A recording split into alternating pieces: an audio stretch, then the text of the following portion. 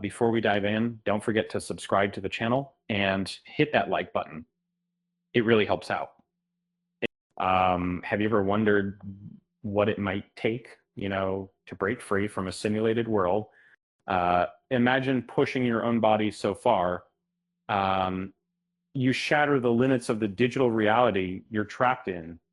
That's exactly what happens in one of the most gripping shorts in The Animatrix, a collection of animated stories expanding the Matrix universe. In this particular tale, an athlete named Dan Davis trains relentlessly for a 100-meter dash, not just aiming to win a race, but unknowingly battling the very fabric of the simulated world around him. Unlike Neo's journey, which involved external help and prophecy, Dan's escape is raw and self-driven, born from pure physical exertion. As Dan pushes beyond his physical brink, his muscles tear, his body screams in pain, but he refuses to stop running. And this extreme effort creates cracks in the Matrix's illusion, allowing brief moments where Dan glimpses reality beyond the simulation.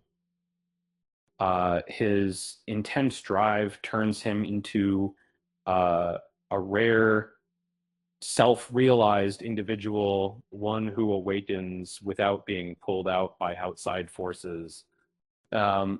This concept of self-realization is a fascinating twist within the Matrix lore. And while it's hinted at in the comics and briefly touched upon in other stories, World Record dives deep. Dan's incredible stamina and refusal to quit attract the attention of dark agents who watch for these rare breakouts. Unlike Neo, who was the one but still depended on others to help unlock his potential, Dan's escape is unique, rooted in sheer willpower and endurance.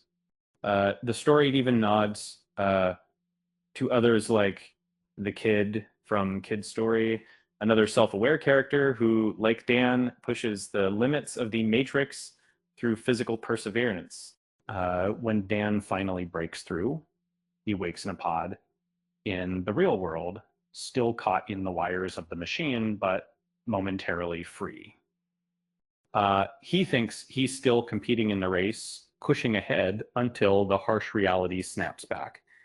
Now that's not the other thing to make that information. And although his memories are wiped, fragments remain, hinting at an inner strength, refusing to be fully subdued. The agents believe his body is doomed, unable to walk again. But Dan surprises them and us by rising with almost supernatural grace. It's a spark of hope wrapped in mystery, suggesting that his fight against the Matrix isn't over. So, if you ever wonder how to beat a simulation, remember, sometimes running until you nearly fall apart is the most effective hack. Why did Dan bring a stopwatch to the Matrix? Because he wanted to beat the system's time. With that said, thanks for watching, and until next time, guys.